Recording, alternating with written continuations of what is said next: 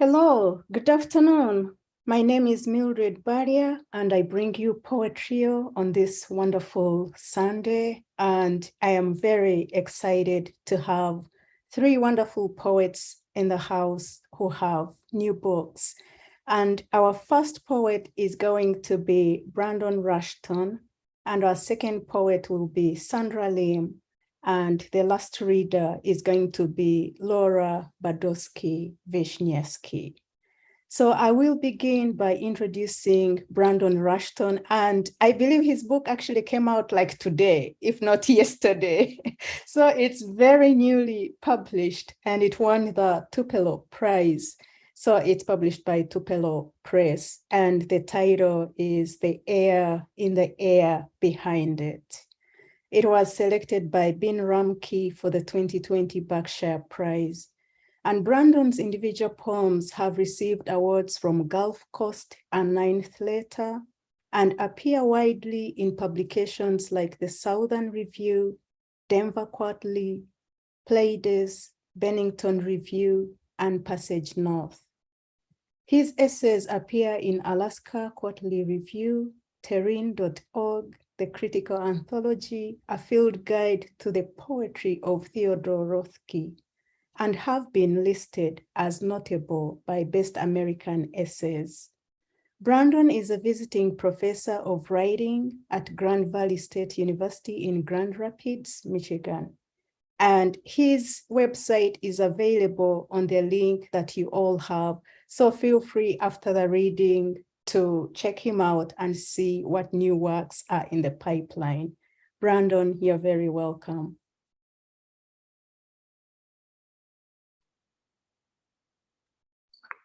Thank you so much, Mildred. I wanted to say thanks to everybody at Malaprops for hosting us. I'm really excited to be here, and I'm really excited to hear Sandra and Laura read as well. Mildred's right. My book, The Air in the Air Behind It, came out on Thursday. So I'm going to read 4 poems from that today. And I want to thank all of you for being here on Sunday of Labor Day weekend, hanging out and listening to some poems. That's awesome. The first poem I'm going to read is called What If There's Something Out There? Like clockwork, everybody calls for their kids to bring the kites in. Turns out the street is as much of a drag as we thought it'd be. Lately, everyone I look at looks a lot alike. They're all searching for a word to wind me down. I say hi to a man that looks like history, and then I have to hear about the stretch of years he's had. A man my dad would call old dog, but do so lovingly. I don't know anything anymore about endearment. Not a lick about how any of this is meant to end. For example, the inspector says the gas leak should have done us in. I start to believe in things I've never seen before, like Utah or fate. It's a big sky. When the celestial passes close, everybody will stop and want to be the comet.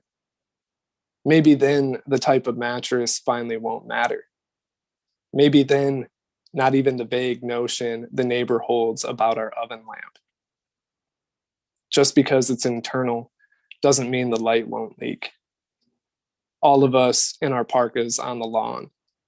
All of us walking around like we have some story someone someday is going to care enough to collect. The film ends, the teacher flips the switch, and everyone just closes their eyes. I wrote a good chunk of this book when I was living in Charleston, South Carolina. I'm originally from the Midwest, so the South was an experience for me. It was very different from what I was used to. I love the weather in the South, but being from the Midwest is very strange because I feel like you need depressing weather to feel healthy. And then I was in the South and it was so beautiful and I was depressed because it was so beautiful. But anyway, I was living in the South and they were some of my favorite years of my life so far. I felt perpetually out of place, but also out of pace. And I loved that. And I felt like I was just kind of looking at the world around me and scratching my head and trying to figure out what was going on. And I think this book tries to scratch its head along with me. The second poem is called Ideogram of the New Civilian. Everybody claims to be a new and improved version of the introvert. Ask anyone about the comfort found within the absence from the cocktail party commencing now just down the street. Skeptical of the way the water smells, the kids hold hands and smoke beside the sewage pond. Little revolutions make it hard to disregard the hours. The character, chock full of worry, sweating in the kitchen of what is supposed to convince us is a home. I splash my face like doing so will reinstitute a smile and then admire the floral pattern on the hide-a-bed. I hesitate too long and begin to make myself out in the hallway mirror. I say a lot of things like, mischief makes the heart grow fonder, or I'm a dream mechanic, a mad scientist, anything really to make myself believe my motion picture mind isn't a cowboy casting existential questions down a canyon until the echoes all come back the same as echoes. Notice now the children on the rooftops communicating through their strung together cans. Boredom makes me want to spill a secret to each bipedal organism passing on the street. I have a heavy heart and hope to make amends with those I've hurt. My hairdresser says it sounds like I have some making up to do, so I stop and make an angel in the snow. If I ever get fed up with the weather, I can, at any time, pack my things and leave. I always say I will, but never really wear a route into the mountains like a walker with a regular routine. From here, they say you can see the country, which is a thing I measure by the cobblestone stray dogs callous their paws upon. I circle around the conversation and sensing I haven't said the thing I came to say, whomever I've been speaking to suggests I quickly cut straight to the heart of things. We find the neighbor face down in the flowers the way she always said she'd hoped she'd go. Grubs spread fast and mortify the lawn. There is a sunset like there sometimes is. A little girl suddenly realizing when we die without knowing the next century, and how sad that must be for time. I look for a symbol or a sign, not to start or stop, but to represent the stillness in the constant scratching of my head. People sing and join hands around the crater in the place where the post office used to be. A cloud passes through the froth of factories, and we call forth our breath from the passing cloud. Each of us on the inside gets a little darker. Like politicians, laws are good until they no longer are essential to our governance. It is no surprise what was sent out to the black hole did not come back. For the sake of national security, we ask all the satellites to close their eyes. It is in this little blindness that myth mistakes itself for truth. A child tattles on another for climbing up a tree, intending never to return back to the earth. I wipe what I perceive to be a sweat and seek a place out of the sun, which leaves these little spots upon my skin. For my health, I'm told to monitor their hue. This has everything to do with detriment. But what is there in all of this? There is a lot of sky, a good wind wobbling the nerves of the orchard workers, a group of girls and boys turning their backs on the far fading air balloons because even wonder wears away.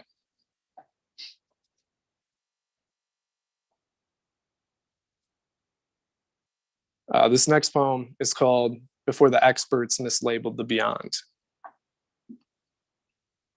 There's so much they could have done for each other, and a lot they could have generally just done. It was summer, so evening came differently to the kids on the wet roofs dreaming of cosmonauts. Down the road, teens packing the truck for a camping trip were told to be careful, since people do disappear and occasionally wake up in a cabin in the woods with a hole in their side where a kidney was. Like always, the forecast called for fog, a slow commute, an unknowable future. The lead story led off with the kind of fear that could keep two people in love from becoming parents. A newborn snatched from a back seat of a station wagon in Wyoming, plucked, it seemed, straight from the indiscernible blur of the blue above, the open air through which everything passes as preventable in retrospect. Nothing goes back to the way it was before. Before the experts mislabeled the beyond, they just called it out there. Before the other tourists realized the screaming couple lost their child, they just called them out there. Time is as hysterical as each event the people promised to process down the road but did not return to. The stars flashed forward and found them there, the kids, all right, and saying they were all right with a long drive to the coast. What was left of it? The warped boards the weather broke, where years ago a young boy washed out with the waves. They ran through sand and sounds of shorebirds in the breeze and disregarded the way the water came up farther than before. The boy at once washed away. How out there tenses seemed rudimentarily unfit. How they ignored the historical plaque that said whoever had been holding his hand let go of it. I'm going to read one final poem. I feel like a lot of this book, while I was putting it together,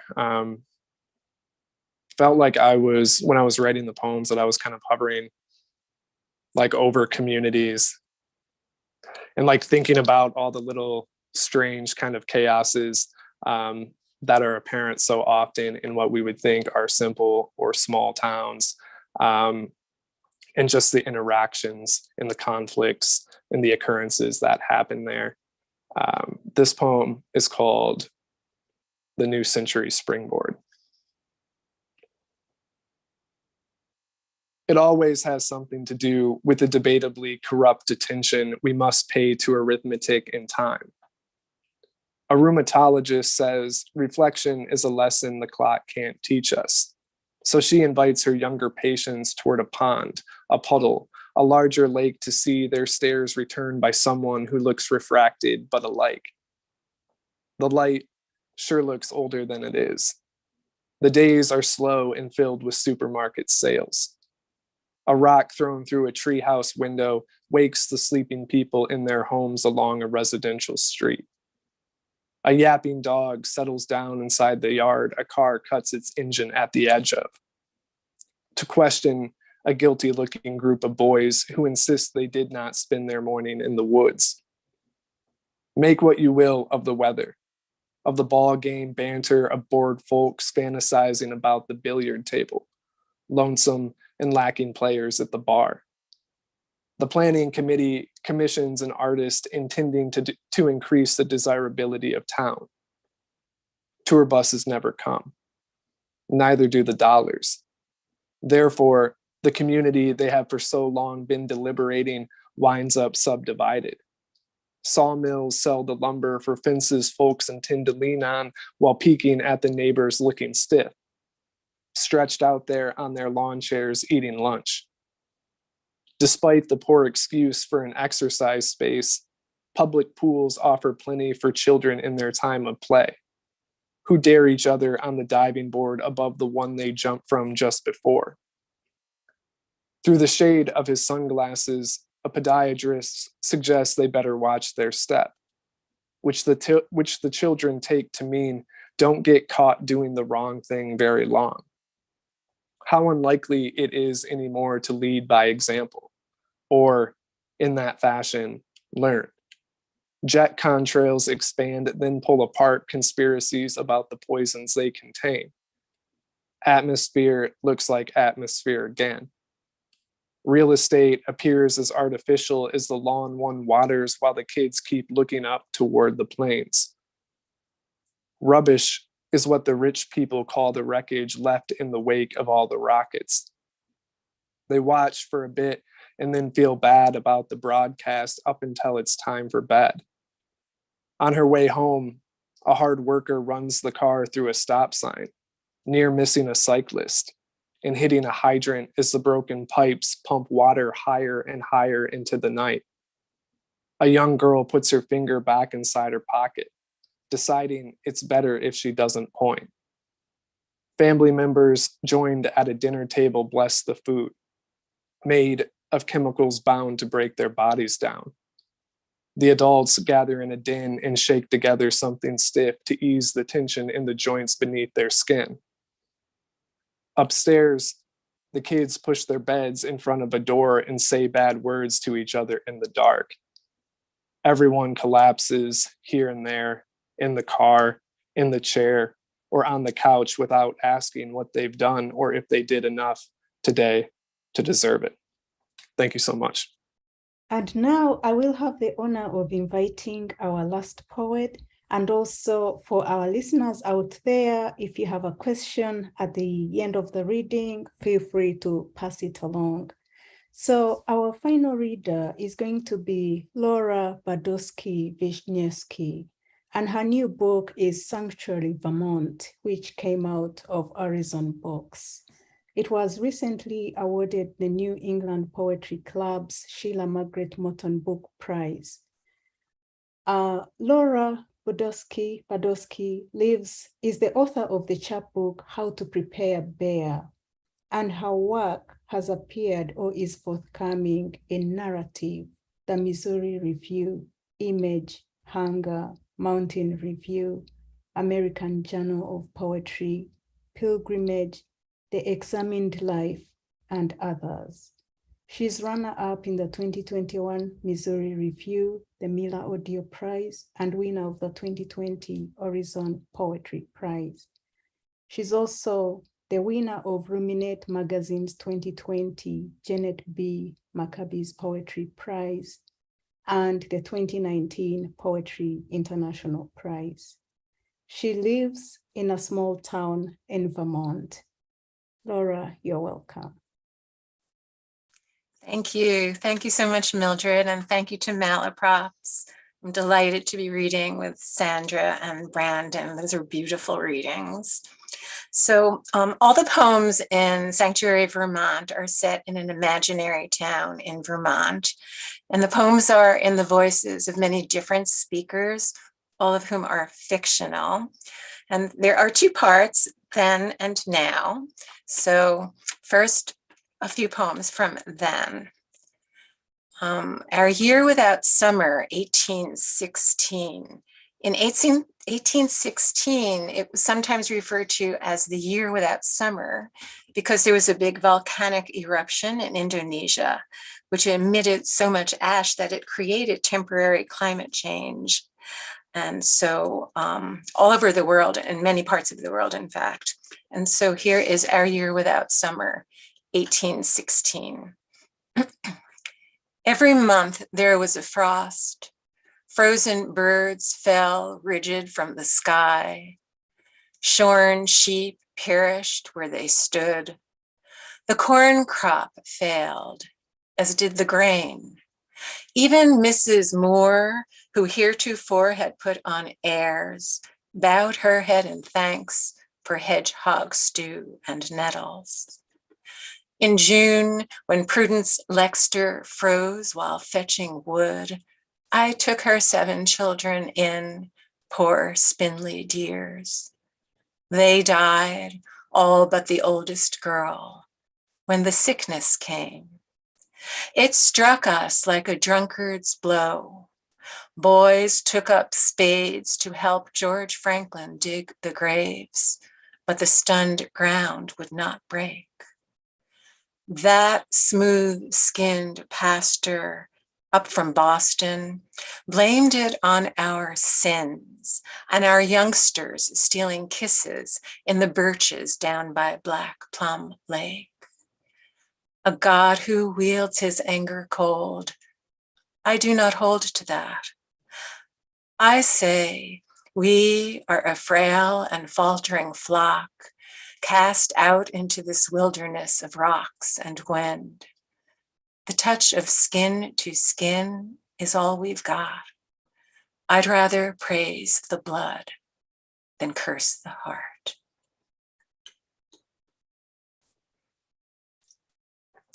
At the Tears and Fears Cafe after the Great War, 1919.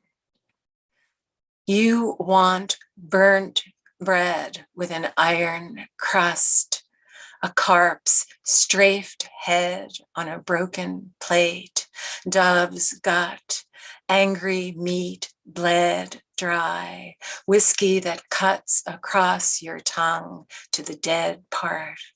You want the scald, but they bring you quiet, dark plums.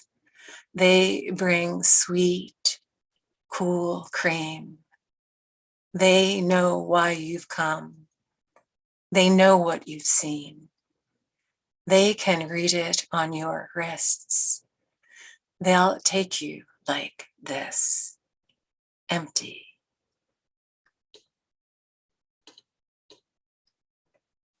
The Great Flood, 1927.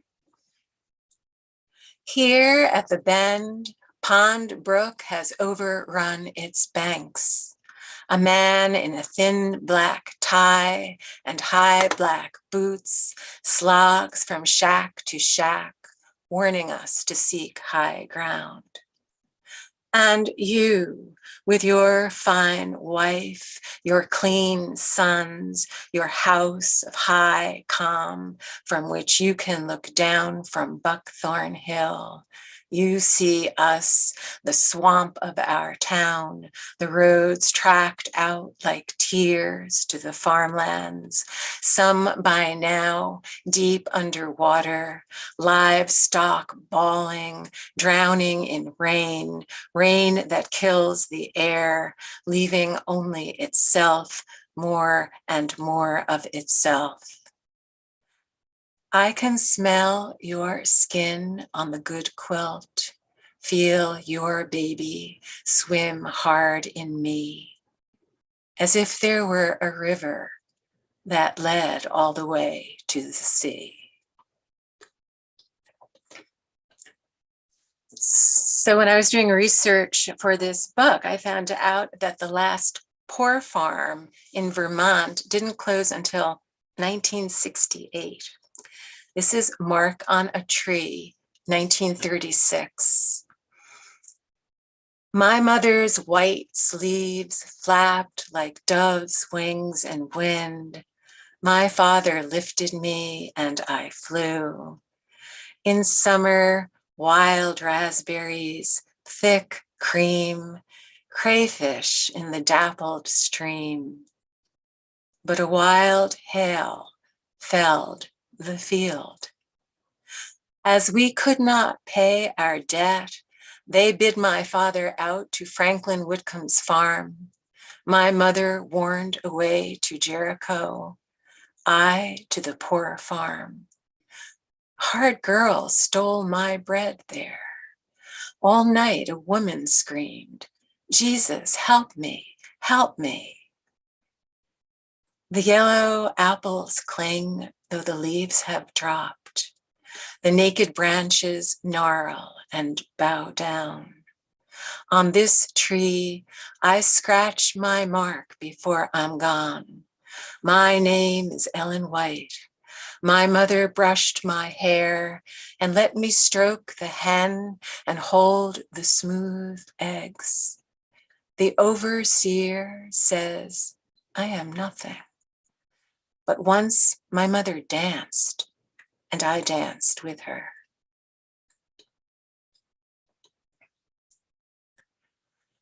Margaret Gadrow's Mike, 2007.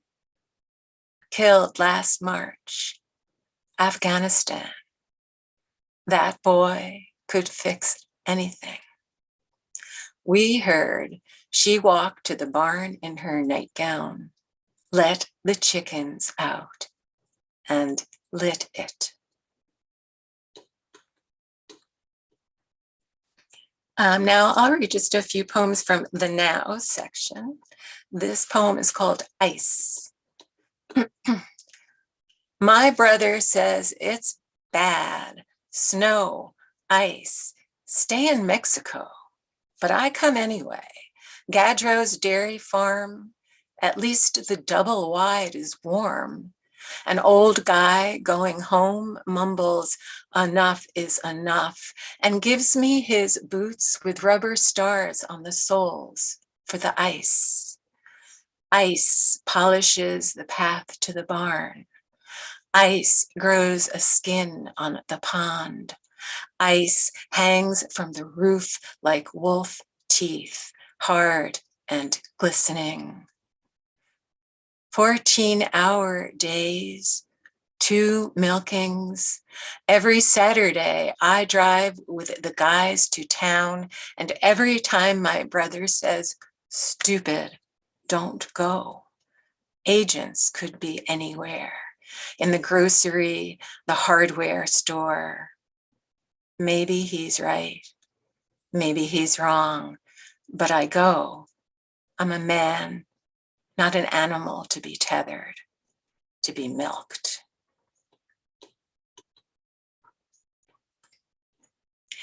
I wrote this next poem when I thought COVID was going to just last a year. It's called "The Difference Between a Year and a Lifetime." For a year, you can exalt in a feather. For a year, you can forget what hit you, forget the blade that cut through the turpentine of mango. For a year, you can plan the party you will throw when the year is over, or plan an assignation at the corner of thyme and jasmine. For a year, you can read the headlines, feed the sparrow, listen for wing beats just outside of earshot, beat the ground for earthworms, excavate the dreams you dreamed the year before.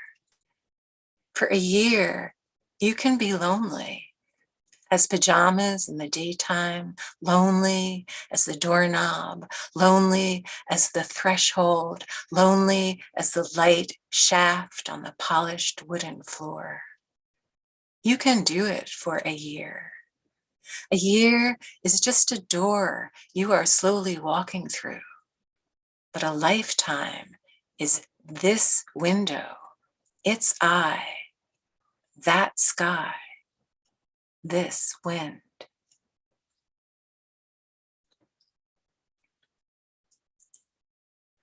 The Tears and Fears Cafe offers curbside pickup.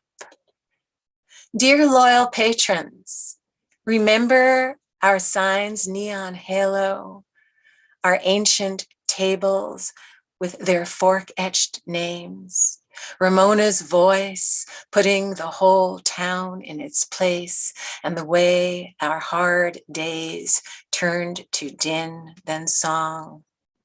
Dear loyal patrons, remember Andre's grief soup, its lemon, a narrow stairway to a tiny upstairs window. Max's one-sided noodles, how they swam in a sea of saffron like the past swims in tenuous laughter, how they dyed the town's tongues yellow.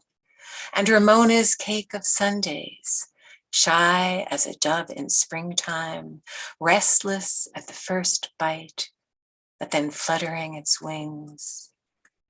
Eat, drink.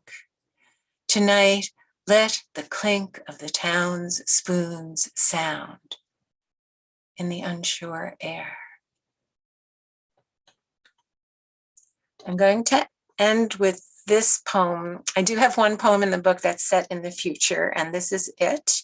It's called Plum Lake Rural Clinic, number 10, year 2061. It has an epigraph. O Veriditas Digiti Dei, O greenness of God's finger, from Hildegard von Bingen's Symphonia.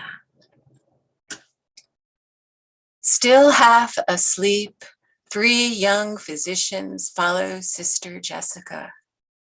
Sister's God thinks in greens and threes, creation, fall, salvation. She says, Do not obstruct God's genesis of leafy wings.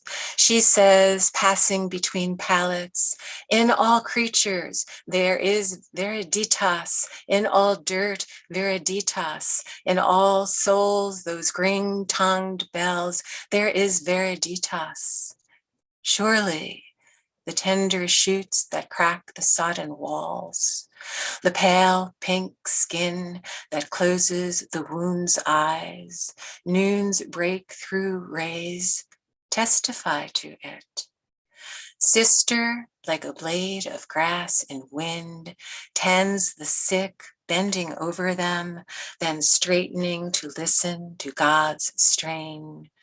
While in the courtyard of the drowned, nurses sing the Lithuanian. Tame rats doze in crabgrass and St. John's wort. What comfort those voices are. The old machines, IV, X-ray, EKG, lie moldering in storage closet 1. Do not mistake the relic for the spirit of the saint, says Sister Jessica. Seas recede, seeds redress last breaths with green.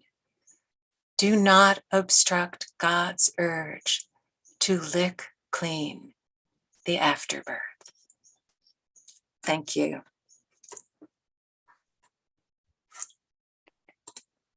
Thank you so much. Thank you, Laura. And I would like to ask our audience out there, our listeners, if you have questions, feel free to bring them along. And for now, I will ask the first question, which is really for each one of you to tell us a little bit about what poetry does for you, because I've noticed that in all these books, you have a special relationship with language and the way you're able to communicate so much with very few words, and also the stories that you've packed, the narratives that are packed in these poems and the force behind the narratives. So what does poetry do for you?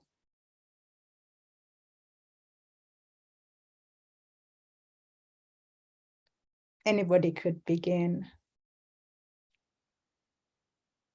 Well, I'll answer because I have a pretty short answer, which is it's just a door to some place that I can't go any other way. That's all.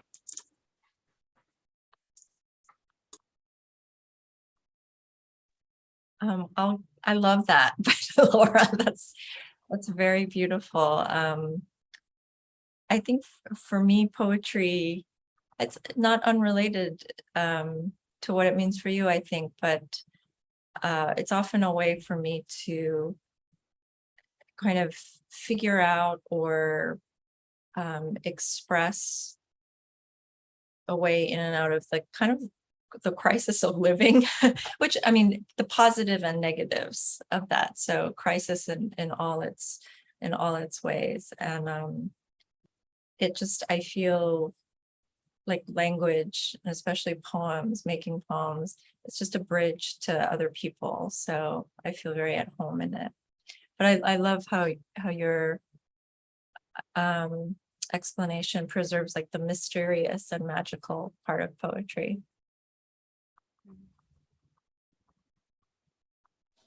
Yeah, I think you both already said it better than I can say it. But I think for me, it's poetry is kind of just like changing all the time. It's pretty elusive, but I think I always come back that it's just an endless amount of possibilities for language, and it's something that I have a lot of fun with. If I'm not having fun with language on the page, I don't ever want to be writing poems, right? So I think it always comes back to the playfulness of language and being able to have fun. Thank you. That's wonderful. And today, I guess being Labor Day, there are no questions, but I would like to appreciate you once more for being with us. And we have your books with us. So I hope our listeners out there are going to get the books if they hadn't done that already. And I will also mention that this was a special event that's happened online. We have been doing poetry events online, and then we went back into the store for in-person reading.